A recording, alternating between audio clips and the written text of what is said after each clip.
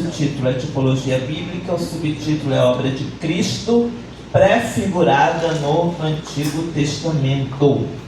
O nosso autor é o pastor Samuel Malafaia, que foi meu professor de seminário. Pastor Samuel Malafaia. A biografia do homem aqui dá quase mais um livro. Eu não vou ler por causa do tempo, mas ele foi meu professor de Cristologia, estudo de Cristo.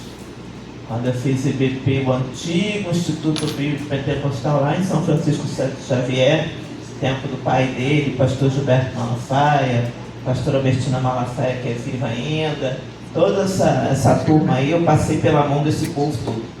Tenho assim uma satisfação muito grande em relação a isso. E ele atualmente é deputado, está envolvido com política, mas é uma pessoa que tem conhecimento profundo da palavra de Deus e trouxe aqui para nós esse estudo a respeito da tipologia bíblica. Então vamos tentar entender o que é um tipo. Um tipo, ele é uma representação. Conseguiu abrir aí? Tá, deixa aí. O tipo, ele é uma representação, é um simbolismo, é uma coisa sendo usada para representar, para explicar, para abrir o nosso entendimento para outra coisa, tá certo? O tipo, ele ocorre no Antigo Testamento. O Antigo Testamento, ele em si só já é um tipo do Novo, ok? Não sei se vocês, das outras vezes que eu vim aqui, eu falei para vocês a respeito da Bíblia em 5 palavras. Se não falei, vou falar agora. Se falei, vou falar de novo. A Bíblia em 5 palavras. Abra sua mãozinha. Se você não for um deficiente físico, você tem 5 dedinhos aí, certo? Amém. Ok? Então vamos lá. Preparação, repita após mim. Preparação. Manifestação. Manifestação. Propagação. Propagação. Explanação. Explanação. Consumação. Consumação. Vamos de novo. Preparação. Preparação. Manifestação. Manifestação. Propagação. Propagação. Explanação. Explanação. Consumação. Consumação. A Bíblia em 5 palavras. Aqui está a Bíblia, na sua mãozinha. Preparação. O que é a preparação? Preparação para a vinda de Cristo. Porque Cristo, ele é o tema central da Bíblia. Amém, igreja? Amém. Ok? A Bíblia existe para explicar Cristo para nós. Por isso a tipologia. Então, todo o Antigo Testamento, ele vem preparando o mundo, a história, para o surgimento de Cristo. E alguém me mandou essas mensagens aí de WhatsApp. Alguém mandou uma coisa muito bonita, falou assim: crendo ou não, todos são obrigados a honrar Cristo quando escreve uma data. Aleluia. Porque Ele determina a data. Que dia é hoje? Hoje é dia 5 de fevereiro de 2025. Por que 2025? 2025 anos que Jesus nasceu. Aleluia. Ele é o ano Domini, o ano zero. Ele divide a história antes de Cristo e depois de Cristo. Teologicamente sabemos que, por uma questão de ajuste de datas, ele nasceu aí uns 5 ou 6 anos antes do que a gente considera o ano zero. Mas oficialmente o ano zero é o ano do nascimento de Cristo. Todo o Antigo Testamento, ele vem preparando a história para esse momento de manifestação. Ao dedinho, 2. Antigo Testamento, preparação. Segundo dedinho, manifestação. Manifestação de quê? De Cristo. Qual é a parte da Bíblia que fala a respeito da manifestação de Cristo em forma humana, em forma corpórea, nesta terra? São os evangelhos. Então, os evangelhos, ele fala da manifestação de Cristo, do advento do Messias, do surgimento de Cristo em forma humana e corpórea nessa terra. Mateus, Marcos, Lucas e João. Ok? Terceiro dedinho fala de propagação. O que é propagação? Aconteceu um babado aí na cidade. Aí sai todo mundo um falando pro outro, falando pro outro, falando pro outro, falando pro outro, falando pro outro, né? Hoje em dia, em tempo de rede social, as coisas viralizam, né? Na velocidade da luz. Isso é o quê? Propagação. Propagaram, saíram pra gente. O negócio era para ficar restrito aqui entre a gente. Já está geral sabendo. Por quê? Porque foi propagada. E qual é a parte da Bíblia que fala a respeito da propagação do Evangelho de Jesus, pastor? É o livro de Atos. É o livro de Atos. Ele é o único livro histórico do Novo Testamento. E ele fala para nós a respeito da propagação do Evangelho. Desde o momento da ascensão de Jesus, Jesus morreu, ressuscitou, passou 40 dias nessa terra, foi visto por mais de 500 pessoas que comprovaram que Jesus verdadeiramente ressuscitou, subiu ao céu, não é isso? Atos capítulo 1 diz que Jesus levou os discípulos até o Monte das Oliveiras e lá ficou, abençoou os discípulos e começou a levitar, foi subindo, e os discípulos ali extasiados, acompanhando, Jesus subiu, foi oculto numa nuvem e os discípulos ficaram lá, igual uma estátua assim, extasiados, olhando para o céu. Aí precisou 2 anjos aparecerem lá. Opa, acorda, gente, acorda. Esse Jesus que vocês viram subir, ele há de voltar da mesma forma que para o céu vocês viram ele ir. E os discípulos ficaram tão alegres com aquilo que eles saíram dando notícia para todo mundo. Eles saíram o quê? Viralizando, né? Se fosse hoje, saíram propagando. Não tinha selfie, não tinha gente, bem podia ter, né? Aí a gente ia ter registrado aquele momento, mas não tinha. E aí, os discípulos estavam achando que Jesus já ia voltar. Foi um redemoinho, sei lá, levou, daqui a pouco ele volta. E os discípulos ficam, vamos ficar todo mundo aqui, só a gente aqui, quietinhos aqui, esperando Jesus voltar, né? E ele vai voltar para vir buscar a gente, então vamos ficar aqui esperando ele. Não é isso? Se isso tivesse acontecido, o Evangelho teria chegado até nós? O que o Senhor permitiu? Permitiu uma perseguição. E as pessoas tiveram que fugir.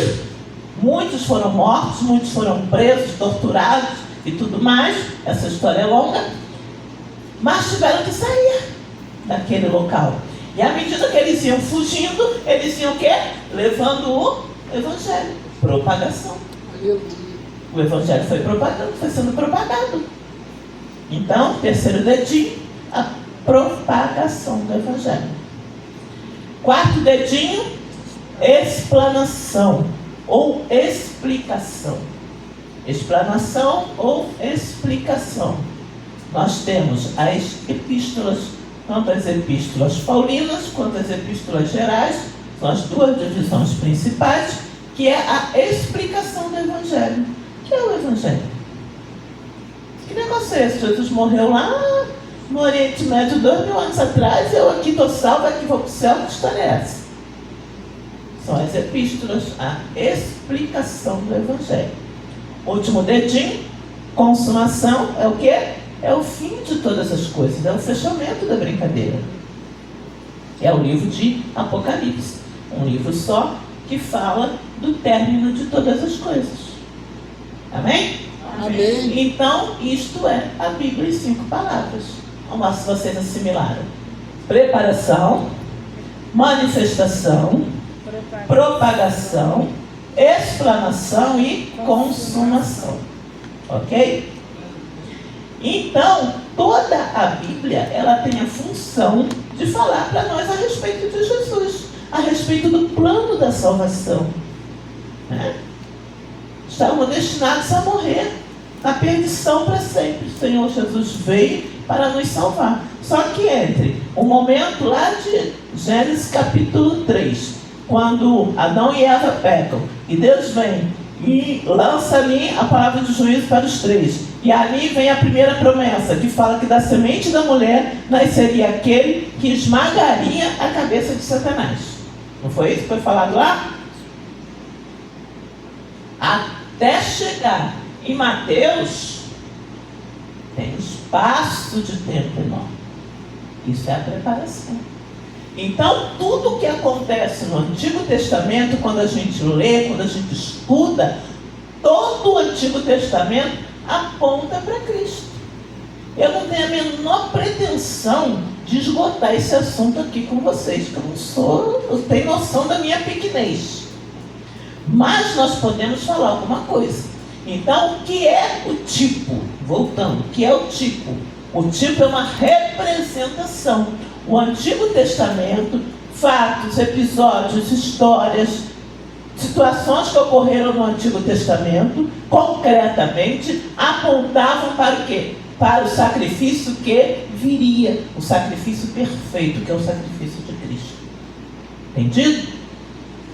A tipologia, ela é justamente esse estudo dessa representação. Vocês já viram aqui alguma vez o pastor Cristiano matando algum bezerrinho aqui no altar? Não? Nunca viram isso? Por quê? No Antigo Testamento as pessoas matavam bezerrinho. As famílias pobrezinhas matavam um pombinho, uma rolinha. Não é assim, pastor? E por que hoje a gente não faz isso? Mas está na Bíblia. Por que a gente não faz? Porque aquilo ali era um tipo do sacrifício de Cristo que viria.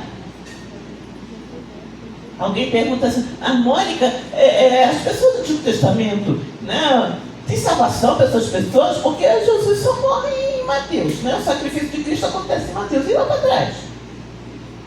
Tudo que aconteceu lá atrás, as pessoas criam por fé naquele sacrifício perfeito que viria. Então, os animais ali que eram sacrificados, que eram mortos, o sangue que era derramado, tudo aquilo apontava para o futuro. Hoje nós cremos naquilo que já aconteceu há 2025 anos atrás. A nossa fé é no que aconteceu.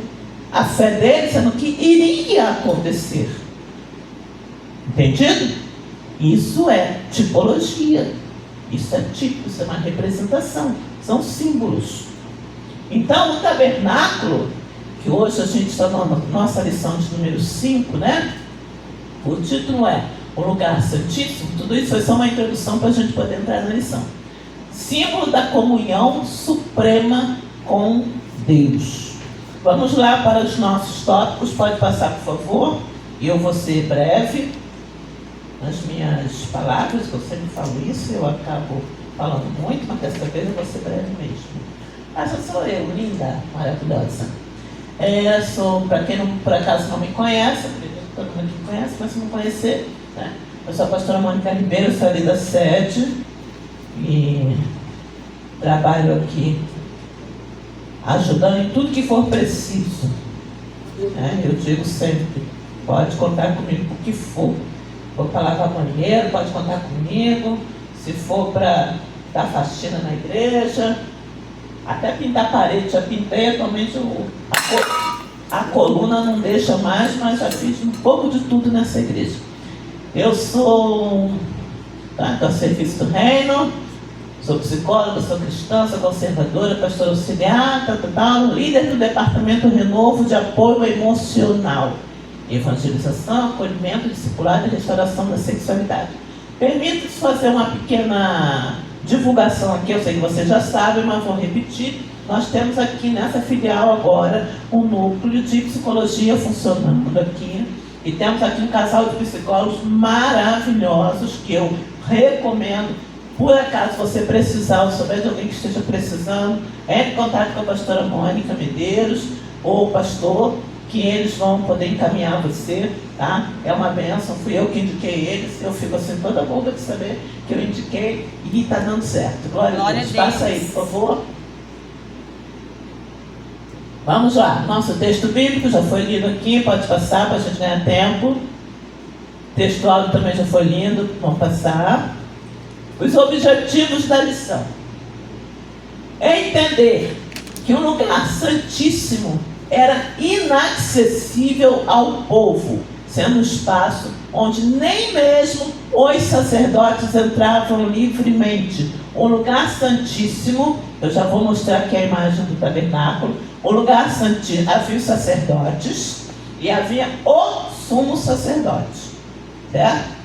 E nesse período era Arão. Então, o Santo dos Santos, o lugar santíssimo, somente o sumo sacerdote é que entrava uma vez por ano para fazer expiação pelos pecados do povo. Imagine se alguém pecasse, tinha que esperar um ano para expiar, pastor. Aí alguém pergunta assim, mas se morresse nesse intervalo? Aí eu acredito que fica por conta da fé, né? Por conta da fé, porque é complicado o negócio. Uma vez no ano passa. Perceber que o corpo de Jesus foi ferido e seu sangue derramado para possibilitar o acesso do ser humano à presença do Senhor no lugar santíssimo. Amém? Passa. Isso aqui são os objetivos. No final a gente tem que sair com isso aqui respondido. Perceber que por intermédio de Jesus temos acesso pleno e irrestrito a Deus. O culto no Antigo Testamento, ele começou através do sacrifício de animais. O primeiro sacrifício registrado na Bíblia foi o de Abel, né? Que diz lá aqui em Gênesis, no capítulo 4, que Abel trouxe, né, um animalzinho em sacrifício a Deus. Na verdade, no capítulo 3, nós temos um sacrifício que aconteceu ali, no momento do julgamento de Jesus, que foi quando Adão e Eva pecaram, e eles ali se sentiram envergonhados, porque eles foram despidos do seu traje de glória, porque eles tinham uma vestimenta de glória. O Salmo 8, que fala a respeito do estado original do homem antes da queda, diz que Deus o cobriu de glória e de honra. Como é que era essa vestimenta, eu não sei, mas que era maravilhosa, era, com certeza. Era o estado original do homem. No momento em que o homem peca, ele perde essa vestimenta. Então, ali a vergonha, não é uma vergonha física de nudez, estamos falando de tipo, é uma representação.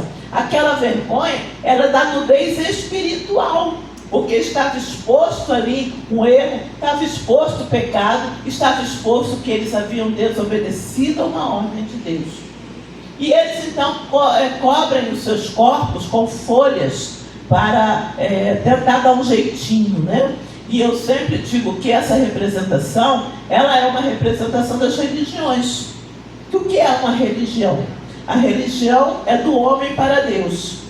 O homem tentando resolver o problema do vazio existencial, do vazio espiritual que ele tem. Então o homem cria religiões, o homem cria coisas, o homem cria objetos.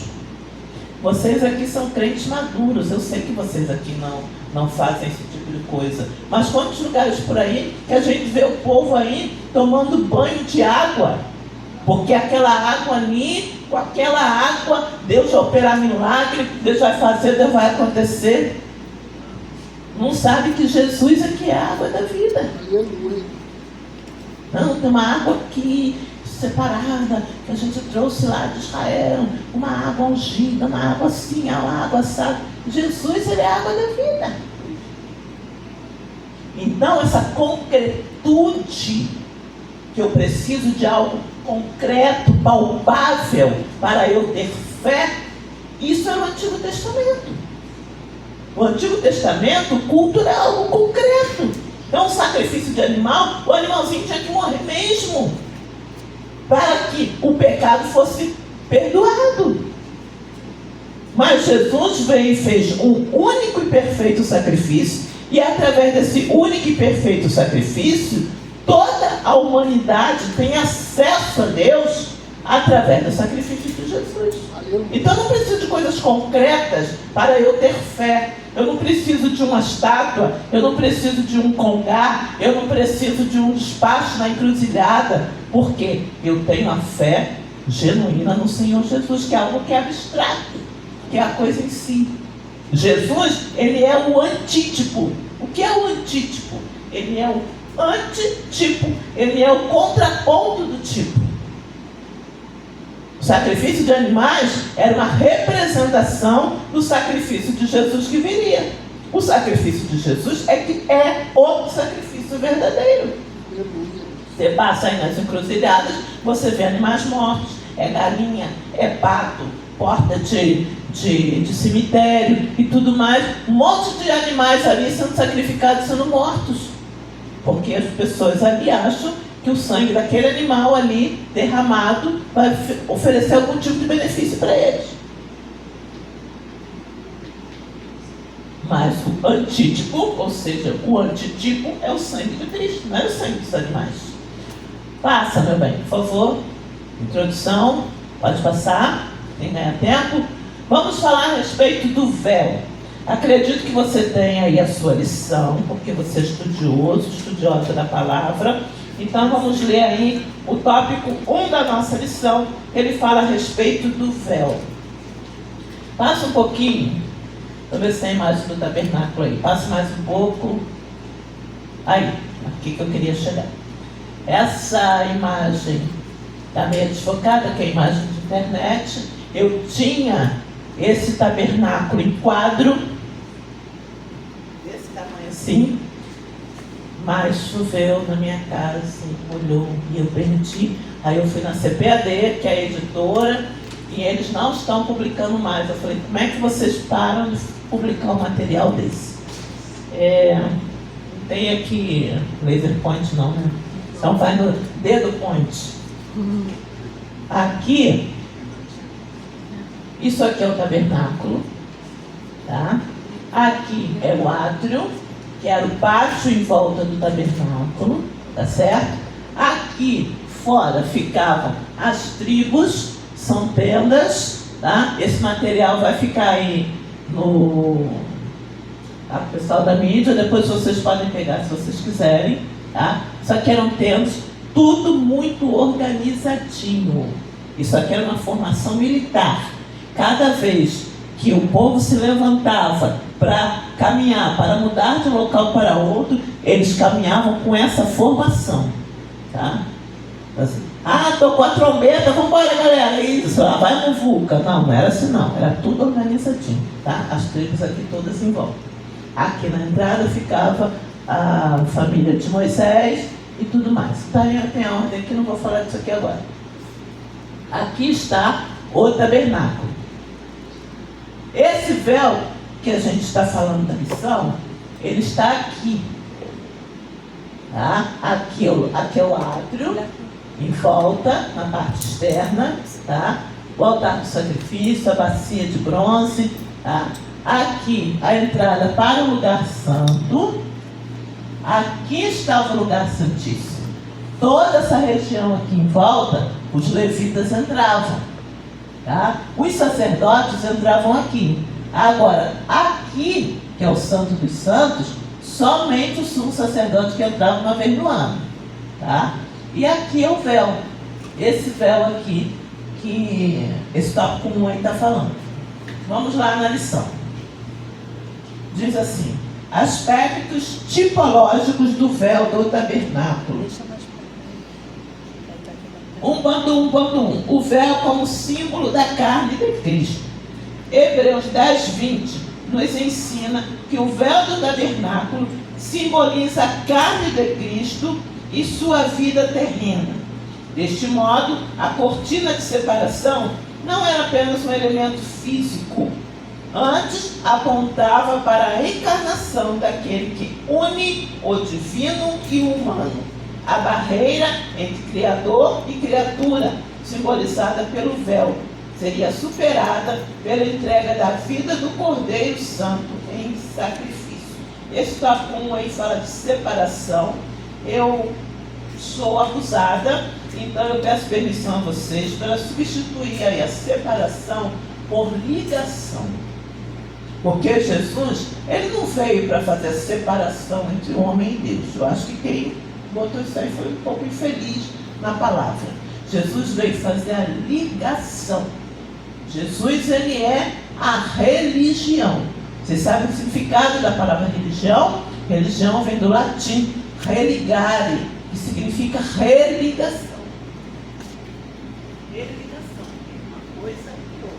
Jesus veio ser essa ponte de religação entre o homem e Deus. Porque no momento em que o homem peca, ele se torna separado de Deus, porque Deus é santo, Deus não convive com o pecado.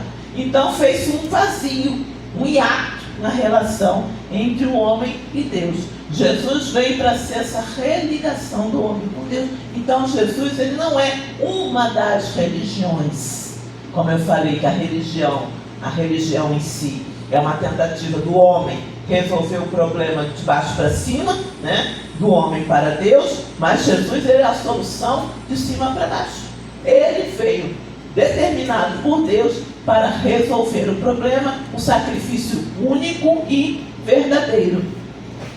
Por isso que a história lá das vestes de folha não serviram para Deus, não funcionaram, porque o homem tentou resolver o problema de forma precária, né? Uma folha, ela solta numa árvore, 2, 3 dias no máximo, ela vai ressecar e ela vai morrer. Não tem, é algo muito, muito frágil. Agora, Jesus veio para ser o sacrifício verdadeiro. E por que eu digo que o primeiro sacrifício está lá? Porque diz que Deus fez veste de peles para eles. Se Deus fez veste de peles, significa que Deus fez o quê? Deus sacrificou um animalzinho. Eu acho que Deus seria carrasco de arrancar a pele do bicho e deixar o bicho vivo, né? Então, houve ali um sacrifício, houve um derramamento de sangue. A Bíblia diz que sem derramamento de sangue não há remissão de pecado. Então Deus estava dizendo para eles: olha, não é do jeito de vocês que esse problema vai ser resolvido. É desta forma, é através do derramamento do sangue. Um único sacrifício, puro, verdadeiro, é que seria o sacrifício perfeito.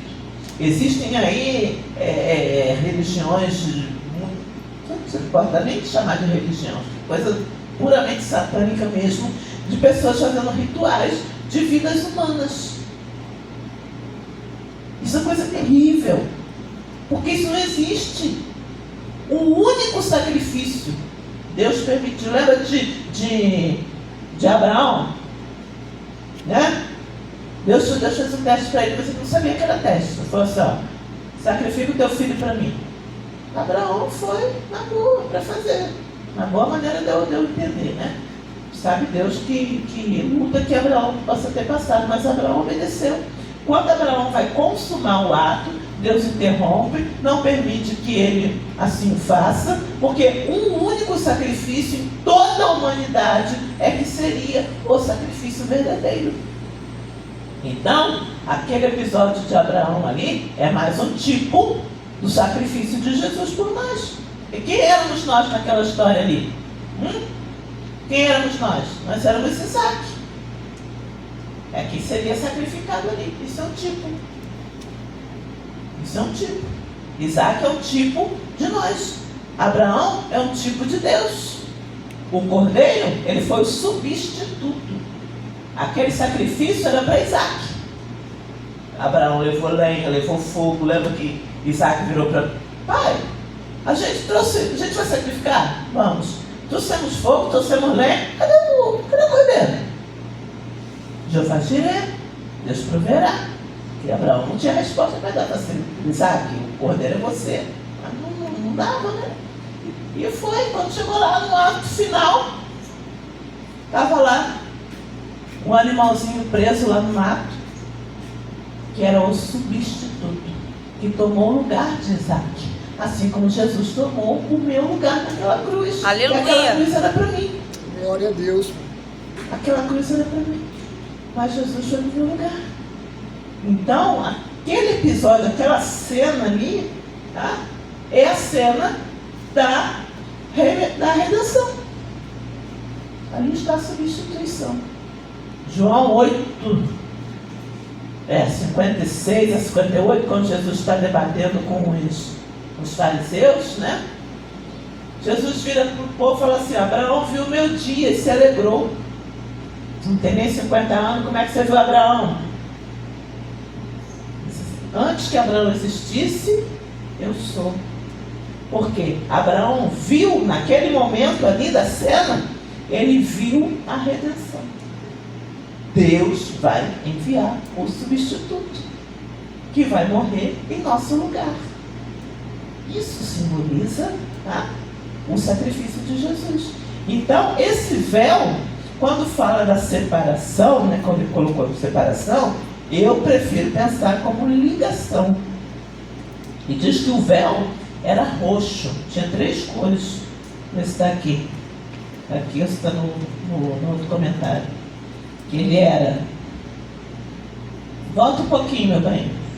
Azul, vermelho e roxo. Aí, isso aqui. As cores presentes no véu: azul, vermelho e roxo. Seguem um padrão tipológico importante. O azul associado ao céu, tipificando o Filho de Deus. O vermelho associado ao derramamento de sangue, o Filho do Homem. E o roxo, a união dos dois, que é o roxo, a união entre azul e vermelho. Aleluia. Simbolizando o Deus conosco, Deus conosco, o Deus Emanuel. Amém? Vamos andar aí, porque senão a gente fica só no ponto, né? 1.1.2, o rasgar do véu como símbolo do acesso a Deus. Na morte de Cristo no Calvário, o véu do templo foi rasgado de cima a baixo. Esse rasgar representava a abertura do caminho para a presença do Altíssimo. Volta lá na imagem do tabernáculo para mim, por favor. Aí. Quer dizer então que no Santo dos Santos, somente o sumo sacerdote entrava uma vez no ano para oferecer sacrifício por si e pelo povo, certo? Pois bem, Jesus nasceu, cresceu, andou nessa terra, foi preso, foi crucificado, morreu lá no Monte Caveira. No momento em que Jesus, lá na cruz, no meio dos ladrões, cumpre-se a última profecia. E Jesus então entrega o seu espírito. E Jesus diz: tetelestai, está consumado. E Jesus tomba a cabeça e entrega o seu espírito. Nesse exato momento. Agora já não era mais tenda, tá? Já não era mais essa armação aqui rústica, desmontável. Agora nós tínhamos um templo construído, que foi construído por Salomão, mas lá dentro era mantida essa estrutura. Então, no momento em que Jesus, lá no Calvário, ele entrega o seu espírito, esse véu aqui, gente, não pense que é um véu de noiva, não, tá? Nem pense que era uma cortininha assim de organza, de renda. Não, eram peles de animais que eram sobrepostas. Eram várias peles de animais juntas. Então era algo muito grosso. No momento em que Jesus entrega o seu espírito lá no Calvário, esse véu, ele fende de cima para baixo. De cima para baixo. Porque se fosse de baixo para cima, alguém meteu um facão ali, né, pastor? E cortou, né? Não, nos fendeu de cima para baixo. O que significa isso? Que é sempre de Deus para a terra, de Deus para nós. E esse véu, ele se fendeu, se rasgou e expôs o Santo dos Santos. Nunca ninguém tinha visto, nunca ninguém tinha entrado além do sumo sacerdote. O que significa isso? Significa que agora não precisava mais de um intermediário humano, porque o intermediário humano já tinha entregue a vida dele lá no Calvário. Então agora o Santo dos Santos ficou exposto. Cada um de nós, a Bíblia diz, cada um de nós com cara descoberta. nós podemos chegar diante de Deus. Glória a Deus. Porque foi aberta a porta da graça. Ali inaugurou-se a graça. O que é a graça? É o favor imerecido. Eu sou uma pecadora, mas Jesus derramou o sangue dele na cruz por mim. E hoje eu tenho acesso a Deus. O sumo sacerdote, uma vez no ano, é que entrava lá. Agora, Senhor, meu Deus e meu Pai, estamos na tua presença, queremos te agradecer. Glória a Deus. Já estou no Santo dos Santos. Já estou Aleluia. conversando com o Senhor. Na minha casa, limpando lá a minha casa, lavando uma panela, no banheiro tomando banho, na rua, no trânsito, no carro. Eu entro no Santo dos Santos. Porque eu tenho acesso direto a Deus, porque foi aberta a porta da graça. Isso é tipologia. Então hoje a gente não vai sacrificar animalzinho aqui, porque o sacrifício já foi feito. Entende? Hoje a nossa fé, o que é fé? Eu não consigo entender essa coisa de fé concreta, fé lógica, fé racional. Ou é fé ou é racional. Não, toma aqui uma rosa, você vai levar para sua casa, aí você vai passar com essa rosa por todos os cômodos da tua casa. E que é isso, gente? Isso não existe. Isso é uma judaização do cristianismo. O judaísmo, ele tinha esses rituais. Mas a igreja de Jesus, que nós entramos na brincadeira por meio do sacrifício de Jesus, nós temos por fé. Eu falo para você assim, irmão, Jesus está aqui. Alguém aí está vendo Jesus? Ué, nossa, falei que Jesus está aqui. Então eu sou mentirosa. Jesus está aqui ou não está? Amém. Está ou não está? Mas vocês estão vendo Jesus? Por quê? Porque a nossa fé é algo abstrato. Eu não preciso tocar em Jesus, bem que eu queria ter tocado. A Bíblia fala de um homem que tocou em Jesus, que foi João, né? O apóstolo João. João recostou a cabeça no peito de Jesus. Uma inveja santa de João, né? Eu queria estar nesse lugar, mas eu sei que ele é vivo, que ele me ama, que ele me salvou, me libertou. Eu falo com ele a hora que eu quiser. Me dá vitória em todas as minhas causas e vai voltar para me buscar.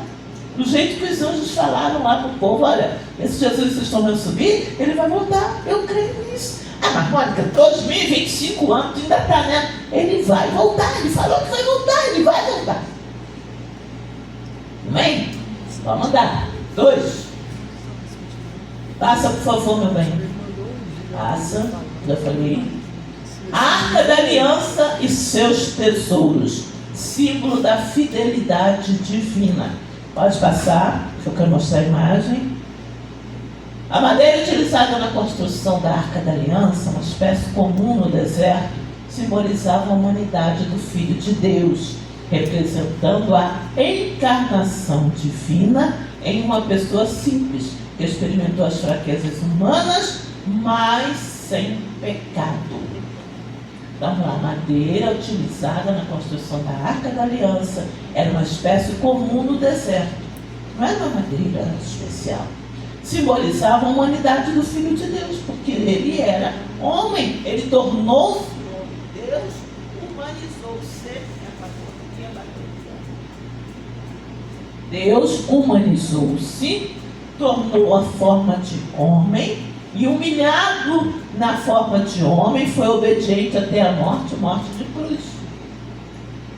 Representando a encarnação divina em uma pessoa simples. Deus humanizou-se. Vocês podem entender isso? Deus foi gerado no ventre de uma mulher, um corpo para Deus, porque a Bíblia diz que Deus é espírito. Hoje Deus tem um corpo. Que corpo é esse? É o corpo glorificado de Jesus, que experimentou as fraquezas humanas, mas sem pecado. Passa para mim, por favor.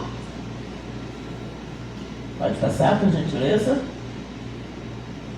Aqui está o simbolismo, a figura da arca. Aqui é a arca. Aqui as varas que os levitas carregavam nos ombros. Somente os levitas carregavam. Ok? nos ombros, e aqui em cima o propiciatório, que é a tampa da arca. Tá certo? É o tópico 3 que a gente vai falar. Agora nós vamos falar do que tinha dentro da arca. Qual era o conteúdo dessa arca? Tinham 3 coisas nessa arca. Tinha as tábuas da lei, tinha o pote do maná e tinha a vara de Arão que floresceu. Passa para mim, por favor. Pode passar. O que havia dentro da arca? As tábuas da lei. Volta a figura, por favor. As tábuas da lei, o pote com maná e a vara de Arão que floresceu. Uma urna de ouro contendo o maná, o bordão de Arão que floresceu e as tábuas da aliança. Hebreus 9:4. Pode passar, por favor. Aspectos tipológicos das 2 tábuas de pedra. 2.1.1. A lei e a quebra das tábuas. O símbolo da falha humana. Deus deu a Moisés as tábuas com os 10 mandamentos. Lá no Monte Sinai. Enquanto isso, o povo estava embaixo, né? Moisés começou a demorar. O povo que tinha uma fé precisava de algo concreto para ter fé. Moisés foi para lá, não tinha celular, não tinha zap. Moisés, está tudo bem aí? E tal, e como é que estão as coisas? Não tinha nada disso. E o povo simplesmente se desviou. E começaram a cultuar outros deuses e exigiram que fosse feito um bezerro de ouro. E ali eles começaram a cultuar, virou uma orgia danada. Quando Moisés desce do monte com as tábuas, dá de cara com aquela cena, Moisés tem um acesso de fúria e quebra as tábuas da lei que haviam sido escritas com o dedo de Deus. Isso simboliza o quê? A falha humana. Moisés estava ali com aquilo que Deus, a lei que Deus havia dado para o homem. Mas Moisés, no seu acesso de fúria, ele quebra. O ser humano, ele é fraco, ele é frágil. O ser humano, ele é falho. Nós não temos condições por nós mesmos de cumprir a lei. A Bíblia diz que se nós não formos capazes de cumprir um tio da lei, nós invalidamos a lei. Que ou você cumpre tudo, ou você não cumpre nada. Então, a lei era impossível para o homem cumprir. O que a lei faz? Qual é o papel da lei? Outro tipo. A lei, ela mostra para a gente o que é o pecado. A lei nomeia o pecado. Mas ela não tinha a solução para o pecado. Então, Moisés quebra aquelas tábuas da lei. E Deus, então, por misericórdia, dá a ele as segundas tábuas da lei, que são essas que estavam dentro da arca. A segunda tábua. A lei revelada e ampliada, instrução para o relacionamento com Deus e o próximo. Os 10 mandamentos, 2.1.2 que eu estou lendo.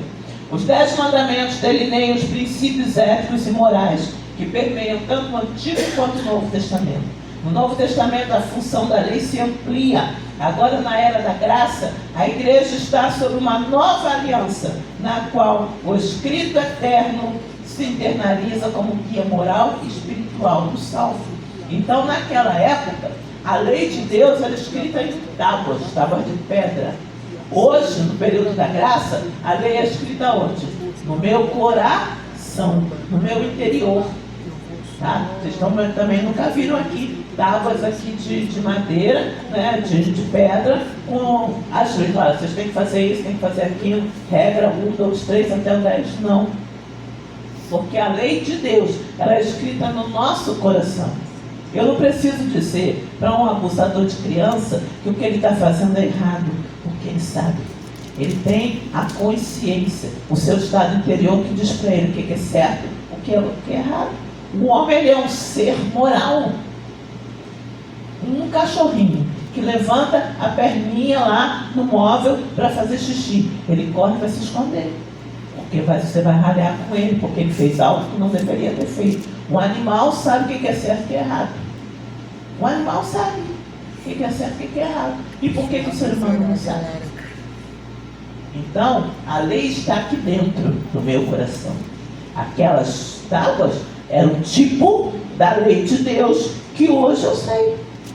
Se você cometer qualquer tipo de erro, qualquer tipo de infração, não vou nem chamar de crime, mas qualquer tipo de infração, chegar diante do juiz, você nunca vai poder dizer: poxa, seu juiz, eu não sabia que não podia fazer isso, desculpa aí, alivia aí. Não, você não pode chegar diante do juiz e alegar desconhecimento da lei. Quem estuda direito sabe disso. Ah, mas quantas leis tem? Código Penal, Código Civil, Código isso, Código aquilo, tanta lei, tanto código. Como é que você vai ter tudo? Só um mega de um jurista. Mas você nunca vai poder alegar desconhecimento. Então, nenhum de nós vai poder chegar diante de Deus e tentar apresentar uma desculpinha para si, do seu pecado. Poxa, Jesus, eu não sabia que era pecado, não sabia que era errado. Não tem como, porque a lei de Deus está dentro do meu coração. Eu sou um ser moral. Eu não sou um animal racional, como muita gente fala. Eu sou um ser racional, dotado de racionalidade, dotado de entendimento, dotado daquilo que é certo e daquilo que é errado. Essa é a lei de Deus que está dentro do meu coração. Então aquelas tábuas eram um tipo da lei de Deus que hoje não é concreta. Não tem aqui uma tábua escrito a lei de Deus. Está escrita onde? No meu coração, no meu interior. Tá certo? O pote de ouro do maná, 2.2. O maná caía do céu como geada e suas características prefiguram o caráter de Cristo. O que era o maná? A provisão diária de Deus. Há quem diga que era algo tipo uns floquinhos, como se fossem uns floquinhos de neve, que todas as manhãs caíam, né, com a geada. Se por acaso alguém guardasse do dia seguinte, amanhecia mofado. Exceto na sexta-feira, que aí Deus dava a porção dobrada, porque o sábado era o sábado do descanso, naquele dia não apodrecia. Então eles pegavam para 2 dias. Nos outros dias, todas as manhãs, né, Jeová mandava o pãozinho fresquinho para eles tomarem o café da manhã deles. Como é que Jesus cuida de tudo? Né? Então eles tinham ali a provisão diária de Deus. Jesus, ele é o pão da vida. Né?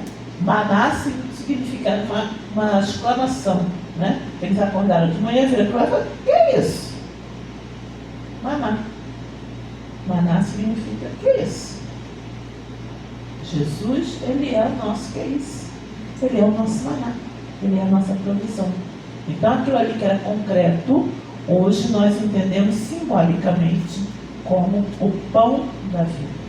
O pão da vida descido do céu, é para a saúde e vigor. Desculpa, eu sou assembleiana, então eu sempre com o hino da harpa na cabeça.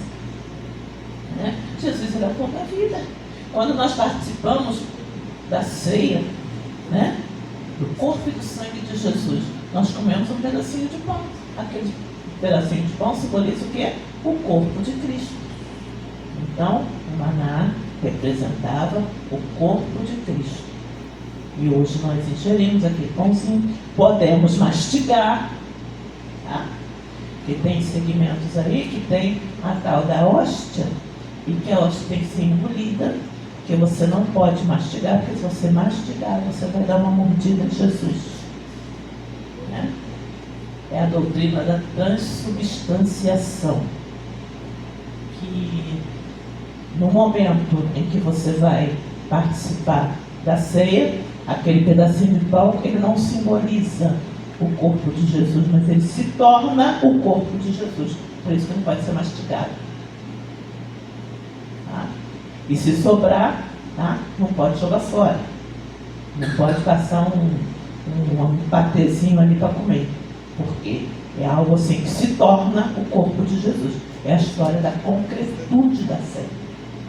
Então, essa doutrina da transubstanciação, quando você vai evangelizar uma pessoa que vem de catolicismo e tal, eles têm assim um ritual, assim, uma coisa sagrada, eu dirigia a igreja e na minha época, quando eu dirigia, servia ceia, sobrava pão, a gente comia, fazia lanche. Ah, sobrou suco de uva, o que a gente faz? A gente bebe, leva para casa, faz suco. É apenas uma representação. A ceia é isso. A ceia é um tipo. É um tipo do sacrifício de Jesus. Tá? Todas as vezes que comeres, é em memória de mim. Todas as vezes que beberes, é em memória de mim. Ali não é o corpo de Jesus. É um pãozinho, é um pão árabe. Agora é pão árabe, né? Que o pastor está colocando aqui para a gente, sem fermento. É um pedacinho de pão. Simboliza, representa, é um tipo do corpo de Cristo, mas não é o corpo. Vocês estão entendendo? Amém? Que bom, vocês são muito inteligentes. Porque tem lugar por aí que o povo acredita que realmente é o corpo. Por isso que não pode mastigar. Aí que dá, porque toda uma aula assim, de espiritualidade, uma coisa, acaba virando um ritual, né? A vara de Arão. Terminamos aqui, tem mais alguma coisa para falar sobre o maná? Estão aqui, né? Com a prefiguração de Cristo, com a vida, falei. 2.3, agora a vara de Arão. A vara de Arão que floresceu. A vara de Arão foi colocada na arca como um sinal após a rebelião de Corã, Datã e Abirão. Esses líderes desafiaram a autoridade de Moisés e seu irmão, acusando-os de usurpação de poder, tá? Porque eles se levantaram contra Moisés e Arão. Toda a história do povo do deserto, eles estavam ali gerando problemas de autoridade. Moisés falava uma coisa, ele queria outra. A história, enfim, toda a história de Israel, esse trio aqui, eles confrontavam a autoridade de Moisés e de Arão. Como é que a questão foi resolvida? Moisés pediu que cada tribo, 12 tribos, apresentassem as suas varas e colocassem lá no relento. Cada uma pegou lá uma vara das 12 tribos e colocou no relento. No dia seguinte, somente a vara de Arão, que floresceu, representando simbolismo, a autoridade que Deus é que havia dado para Arão. Ah, mas também, né? Irmão dele, né? É da patotinha, do grupinho dele, não. Deus havia escolhido Arão para ser o sumo sacerdote. Aquele sumo sacerdote lá que só entrava uma vez no ano, Deus escolheu Arão e a sua descendência de primogênitos. Tá? Os não primogênitos também estavam fora, eram sacerdotes, mas não era sumo sacerdote. Sumo sacerdote era passado de pai para o filho mais velho. Tá certo? E foi Deus que assim determinou. Deus determinou e o povo entrou em conflito e Deus então mostrou para o povo quem é que ele, Deus, havia escolhido. Então a vara de Arão floresceu como simbolismo, como representação da autoridade que Deus havia dado a Arão. 2.3.1, a vara de Arão, símbolo de Cristo, o sumo sacerdote escolhido. Vocês são conhecedores da Bíblia e vocês vão saber responder a pergunta que eu vou fazer para vocês. De qual das tribos de Israel que Jesus veio? Não vou dar dica, vocês vão ter que responder. Hã? Judá. Ele é o leão da tribo de Judá. Jesus veio da tribo de Judá. Só que Judá, ele era o quarto filho de Jacó. Ele não era primogênito. E como é que Jesus veio da tribo de Judá? Judá, Jesus, não era da tribo de Arão, que era a tribo de Levitas. E como é que ele é sacerdote? Quais são os três ministérios de Jesus? Jesus era o quê? Profeta, Rei, sacerdote e rei. Ele veio como profeta, como pregoeiro da mensagem do Evangelho, né? Hoje, ele é o nosso sacerdote, porque ele intercede por nós diante de Deus, e ele voltará como rei. Certo? Alguém pode me dizer um personagem no Antigo Testamento que teve um ministério tríplice? Samuel. Samuel, ele era juiz, ele era profeta e ele era sacerdote. Samuel terminou o período dos juízes e iniciou o ministério dos profetas. E também ele era sacerdote, que não era também da tribo de Arão. Ele era da tribo de Efraim. Lembra lá da história da Ana com a Penina, que ficavam brigando com a outra? O marido delas era da tribo de Efraim. E Samuel foi sacerdote. Quebrou a regra. Isso tem a ver com Jesus. Jesus não era da tribo de Levi. Jesus era da tribo de Judá. Então Jesus, ele não é sacerdote segundo a ordem de Arão. Hebreus diz que Jesus é sacerdote segundo a ordem de Melquisedeque. Quem foi Melquisedeque? Melquisedeque está lá no livro de Gênesis. Foi aquele sacerdote que Abraão encontrou com ele, entregou os dízimos para ele, reconheceu o ministério de Melquisedeque. Mas de onde Melquisedeque surgiu, gente? Quem era o pai de Melquisedeque? Era a mãe. Quem era a família dele? Isso aí. Isso é, com os cabelinhos assim, pintadinhos. O senhor sabe mais que eu. Quem era a família de Melquisedeque? Não tinha família, não? Não fala nada sobre a família dele? Não? Então onde que ele sacerdote como? Ele mesmo derramou o óleo na cabeça dele, será? Melquisedeque, ele foi sacerdote única e exclusivamente segundo a vontade de Deus. Deus assim determinou.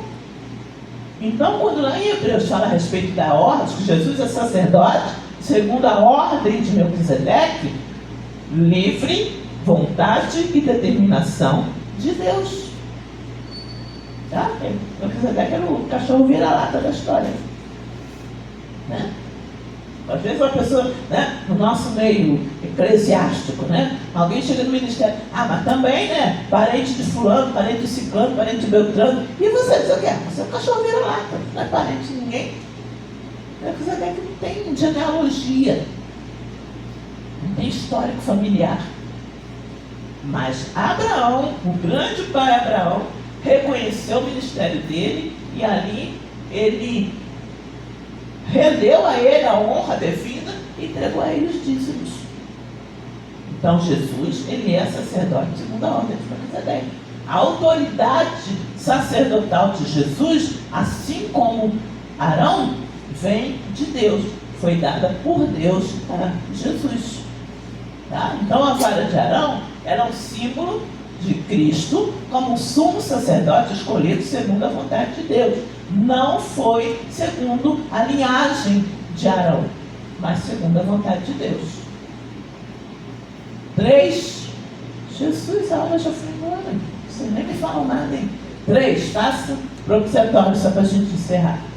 Propiciatório, lugar da expiação e da misericórdia. Passa. Aqui está o propiciatório, que eu falei que era a troca da arca. E aqui que a presença de Deus se manifestava.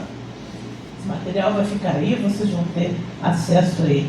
Podem pegar para vocês aí. São os bolsos, mas se quiserem podem pegar, tá?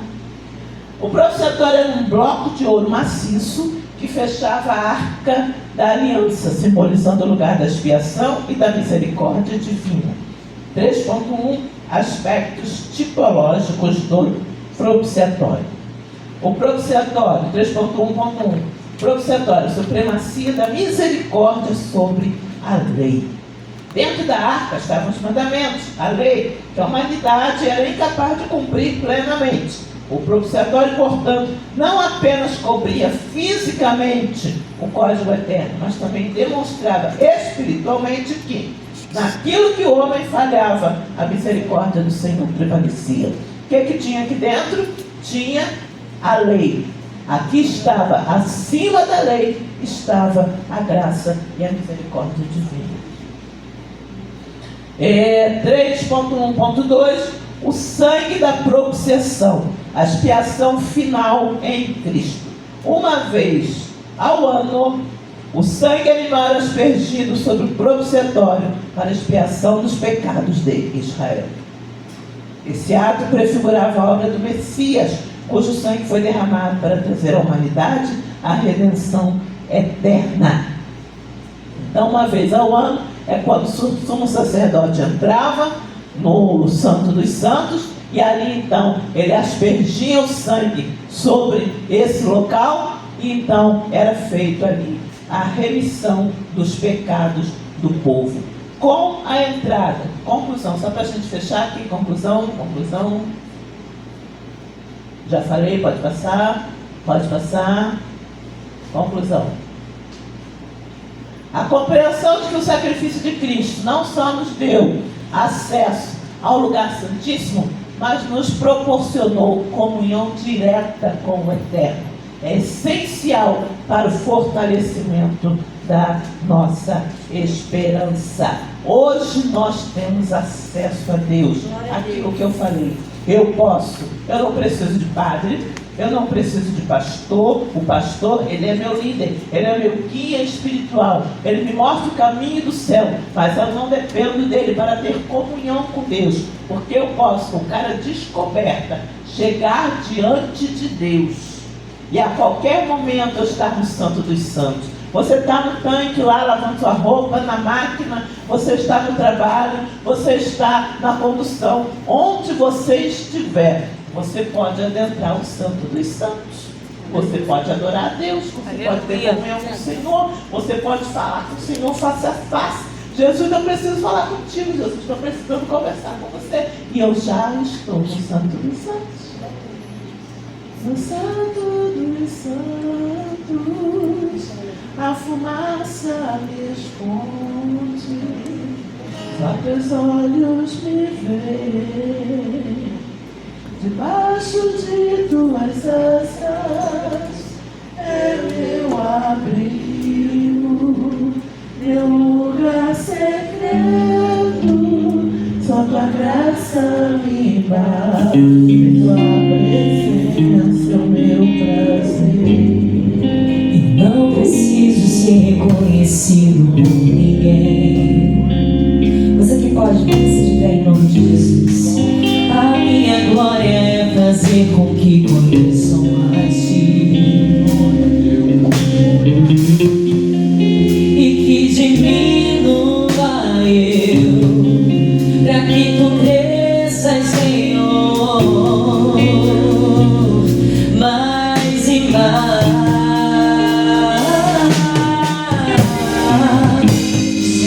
E como os serafins que encontram o rosto ante a ti,